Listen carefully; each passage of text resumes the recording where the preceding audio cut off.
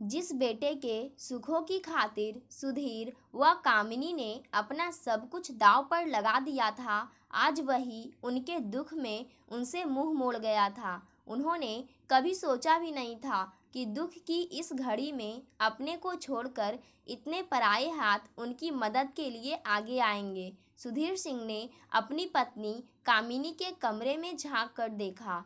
अंदर पास पड़ोस की 5-6 महिलाएं बैठी थी। वे न केवल कामिनी का हाल चाल पूछने आई थी, बल्कि उससे इसलिए भी बतिया रही थी कि उसकी दिलजोई होती रहे।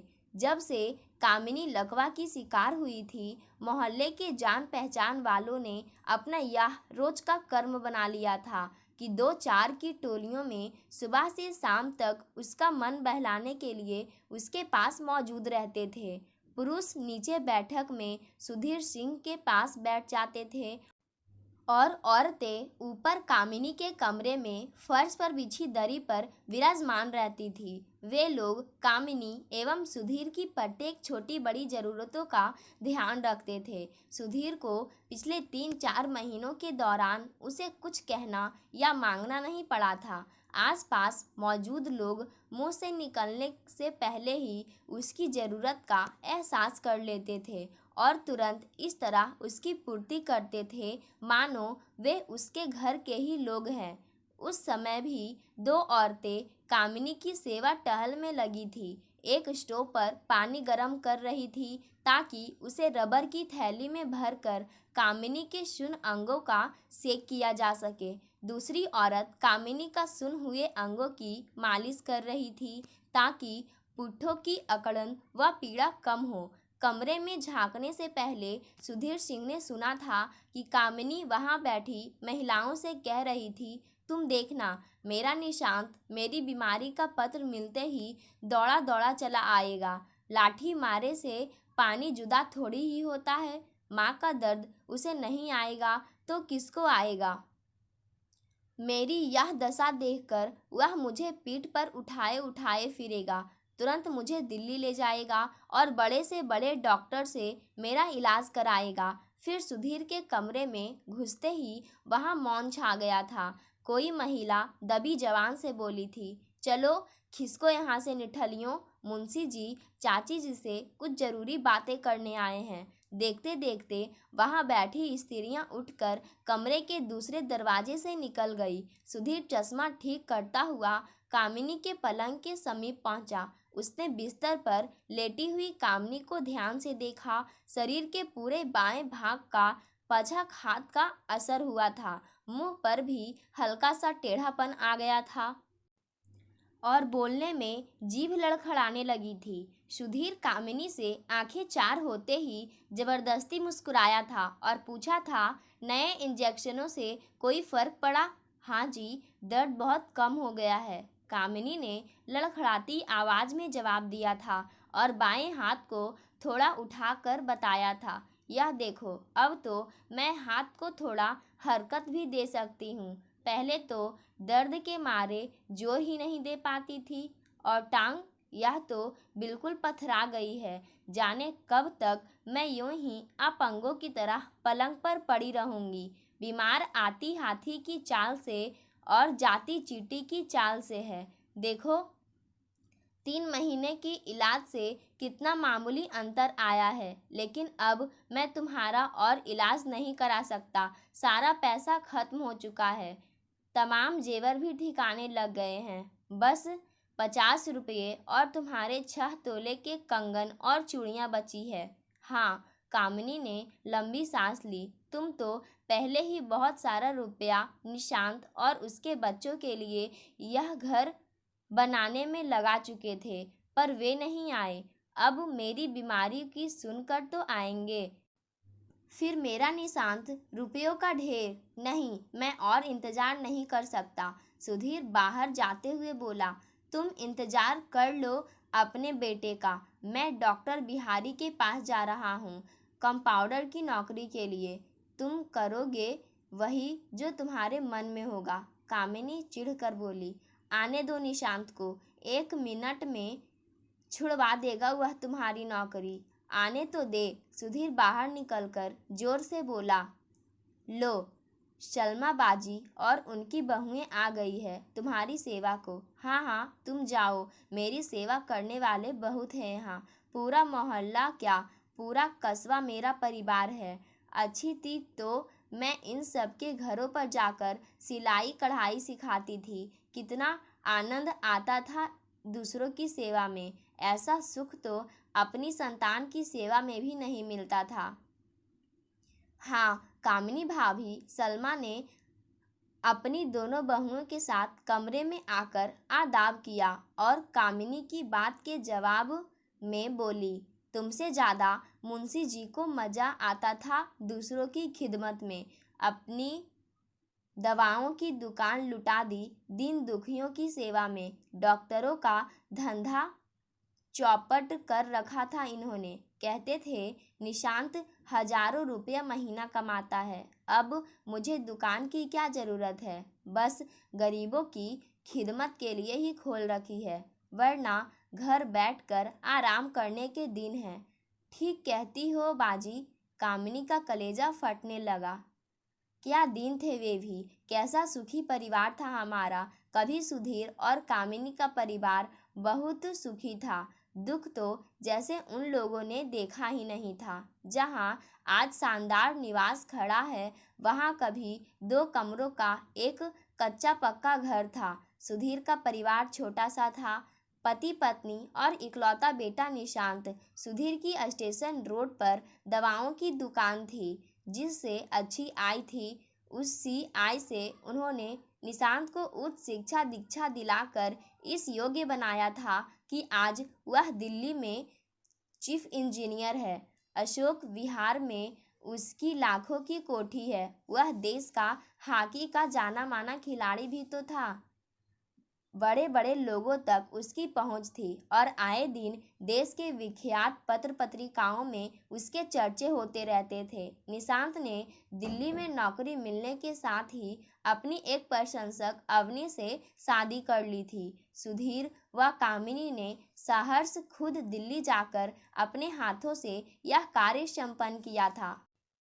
अवनी न केवल बहुत सुंदर थी, बल्कि बहुत धनवान एवं प्रतिष्ठित घराने की थी। बस यहीं वे चूक गए। चूंकि शादी निशांत एवं अवनी की सहमति से हुई थी, इसलिए वे सुधीर और कामिनी को अपनी हर बात से अलग रखने लगे। यहाँ तक कि अवनी के शादी के बाद सिर्फ एक बार अपनी ससुराल नसीराबाद आई थी। फिर वह उन्हें गंवार और उनके घर को जानवरों के रहने का तबेला कहकर दिल्ली चली गई थी। पिछले 15 वर्षों में उसने कभी पलट कर नहीं झाँका था। सुधीर और कामिनी पहले तो खुद भी खींचे खींचे रहे थे, लेकिन जब उनके पोता और पोती शिखा और सुदीप हो गए तो वे खुद को ना रोक सके। किसी न किसी बहाने वे बहू बेटे के पास दिल्ली पहुंच जाते। निशांत और अवनी उनका स्वागत करते, उन्हें पूरा मान सम्मान देते, लेकिन 2-4 दिन बाद वे अपने बड़प्पन के अधिकारों का प्रयोग शुरू कर देते, उनके निजी जीवन में हस्तक्षेप करना शुरू कर देते। वे उन्हें अपने फैसले मानने और उनकी इच्छानुसार चलने पर विवश करते। यही बात बिगड़ जाती, संबंध बोझ लगने लगते और छोटी छोटी बातों को लेकर कहासुनी इतनी बढ़ जाती कि सुधीर और कामिनी को वहां से भागना पड़ जाता। कामिनी और सुधीर आखिरी बार अवनी के पिता की मृत्यु पर दिल्ली गए थे। तब शिखा और सुदीप क्रमशः 10 और 8 वर्ष के हो चुके थे। उनके मन में हर बात को जानने और समझने की जिज्ञासा थी। उन्होंने दादा दादी से बार बार आग्रह किया था कि वे उन्हें अपने कस्बे ले जाएं, ताकि वे वहाँ का जीवन व रहन सहन देख सके। निशांत के दिल में माँ बाप के लिए बहुत प्यार व आदर था। उसने घर ठीक कराने के लिए अवनी से छिपाकर माँ को 10,000 रुपये दे दिए, ताकि अवनी को बच्चों को लेकर वहाँ जाने में कोई आपत्ति ना हो। परंतु कामिनी की असावधानी से बात खुल गई और सास बहू में महाभारत छिड़ गया और एक दूसरे की शक्ल ना देखने की सौगंध खा ली गई। परंतु नसीराबाद पहुँचते ही कामिनी का क्रोध शांत हो गया। वह पोता पोती और निशांत को नसीराबाद लाने के लिए मकान बनवाने लगी। गृह प्रवेश के दिन वे नहीं आए तो कामिनी को ऐसा दुख पहुंचा कि वह पक्षाघात का शिकार हो गई और अब कामिनी के चारों ओर अंधेरा ही अंधेरा दिख रहा था। सुधीर डॉक्टर बिहारी के यहाँ से लौटा तो अंधेरा हो चुका था, पर घर का दृश्य देखकर वह हक्का बक्का रह गया। कामिनी का कमरा अड़ोस पड़ोस के लोगों से भरा हुआ था। कामिनी अपने पलंग पर रखी नोटों की गड्डियां उठा उठा कर एक अजनबी आदमी पर फेंकती हुई चीख रही थी। ले जाओ इनको मेरे पास से और उससे कहना ना मुझे इनकी ज़रूरत है ना उसकी। आदमी नोट उठाकर बौखलाया हुआ बाहर आ गया था। उसे भीतर खड़े लोगों ने जबरदस्ती बाहर धकेल दिया था। कमरे से कई कई तरह की आवाज़ें आ रही थी। जाओ भाई साहब जाओ, देखते नहीं यह कितनी बीमार है। रक्तचाप बढ़ गया तो फिर कोई नई मुसीबत खड़ी हो जाएगी। जल्दी निकालो इन्हें यहाँ से। और दो लड़के उस आदमी को बाजुओं से पकड़कर जबरदस्ती बाहर ले गए। वह अजनबी सुधीर से टकराता टकराता बचा था। सुधीर ने भी गुस्से में पूछा था, कौन हो तुम? मैं निशांत की निजी सहायक हूँ महेश। साहब ने ये 50,000 रुपये भेजे हैं और यह पत्र भी। सुधीर ने नोटों को तो नहीं छुआ लेकिन महेश के हाथ से पत्र ले लिया। पत्र को पहले ही खोला जा चुका था और शायद पढ़ा भी जा चुका था। सुधीर ने तत्काल फटे लिफाफे से पत्र निकालकर खोला। पत्र निशांत ने लिखा था, पूज्य पिताजी एवं माताजी, सादर प्रणाम। आपका पत्र मिला। माताजी के बारे में पढ़कर बहुत दुख हुआ। मन तो करता है कि उड़कर आ जाऊं, पर मगर मजबूरी है। अवनी और बच्चे इसलिए नहीं आ सकते क्योंकि वे परीक्षा की तैयारी में लगे हैं। मैं एशियाड के कारण इतना व्यस्त हूँ कि दम लेने की भी फुर्सत नहीं है। बड़ी मुश्किल से समय निकालकर ये चंद पंक्तियाँ लिख रहा हूँ। मैं समय मिलते ही आऊँगा। फिलहाल अपने सहायक को 50,000 रुपये देकर भेज रहा हूँ ताकि माँ का उचित इलाज हो सके। आपने लिखा है कि आपने हर तरफ से पैसा समेटकर नए मकान के निर्माण में लगा दिया है। जो बचा माँ की बीमारी खा गई। यह आपने ठीक नहीं किया, बेकार मकान बनवाया। हम लोगों के लिए वह किसी काम का नहीं है। हम कभी नसीराबाद आकर नहीं बसेंगे। माँ की बीमारी पर भी व्यर्थ खर्च किया। पक्षाघात के रोग का कोई इलाज नहीं है। मैंने कई विशेषज्ञ डॉक्टरों से पूछा है, उन सब का यही कहना है माँ को अधिकाधिक आराम दे, यही इलाज है इस रोग का। माँ को दिल्ली लाने की भूल तो कभी ना करे। यात्रा उनके लिए बहुत कष्टदायक होगी। रक्तचाप बढ़ गया तो दूसरा आक्रमण जानलेवा सिद्ध होगा।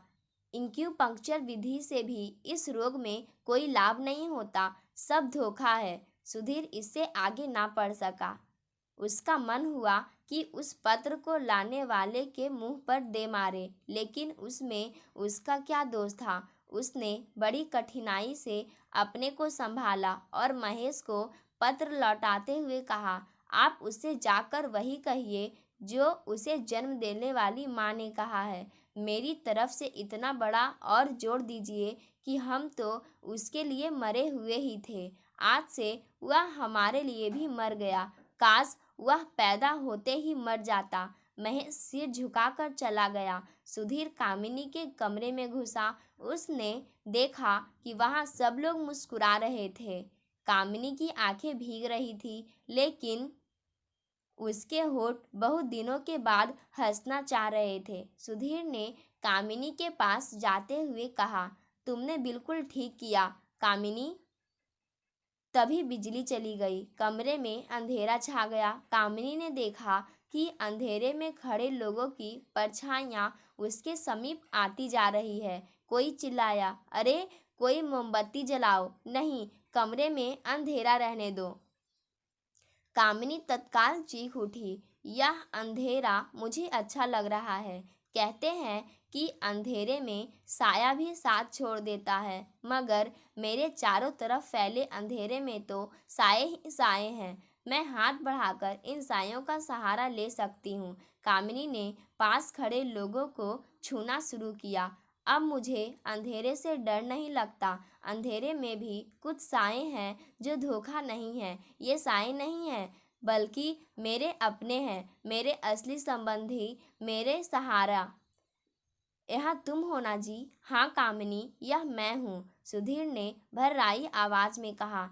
तुम्हारे अंधेरों का भी साथी, तुम्हारा साया। तुम नौकरी करना डॉक्टर बिहारी की, रोगियों की सेवा करना। अपनी संतान से भी ज़्यादा सुख मिलता है परोपकार में। मुझे संभालने वाले यहाँ मेरे अपने बहुत हैं। मैं निचली मंजिल पर सिलाई स्कूल खोल लूँगी। मेरे कंगन और चूड़ियाँ बेचकर सिलाई की कुछ मशीनें ले आना और पहियों वाली एक कुर्सी ला देना। कामिनी, हाँ जी, मेरा एक हाथ तो चलता है। ऊपर की मंजिल किराए पर उठा देना। वह पैसा भी मैं अपने इन परिवार वालों की भलाई पर खर्च करना चाहती हूँ। हमारे मरने के बाद तो हमारा जो कुछ है इन्हें ही तो मिलेगा। एकाएक बिजली आ गई। कमरे में उजाला फैल गया। सबके साथ सुधीर ने देखा था कि कामिनी अपने एक हाथ पर जोर लगाकर उठ बैठी थी। इससे पहले वह सहारा देने पर ही बैठ पाती थी। सुधीर ने खुशी से छलकती आवाज में कहा, कामिनी, तुम तो बिना सहारे के उठ बैठी हो। हाँ, इंसान को झूठे सहारे ही बेसहारा करते हैं। मैं इस आशा में पड़ी रही कि कोई आएगा, मुझे अपनी पीठ पर उठाकर ले जाएगा और दुनिया के बड़े से बड़े डॉक्टर से मेरा इलाज कराएगा। मेरा यह झूठा सहारा खत्म हो चुका है। मुझे सच्चा सहारा मिल चुका है, अपनी हिम्मत का सहारा। फिर मुझे किस बात की कमी है? मेरा इतना बड़ा परिवार जो खड़ा है यहाँ, जो जरा सा पुकारने पर दौड़कर मेरे चारों ओर इकट्ठा हो जाता है। यह सुनकर सुधीर की छलछलाई आंखें बरस पड़ी। उसे रोता देखकर वहां खड़े लोगों की आंखें भी गीली होने लगी। सुधीर आंसुओं को पोंछते हुए सोच रहा था, ये कैसे दुख है जो बूंद बनकर मन की समीप में टपकते हैं और प्यार व त्याग की गर्मी पाकर खुशी के मोती बन जाते हैं। पाठकों, आज की कहानी यहीं समाप्त होती है। धन्यवाद।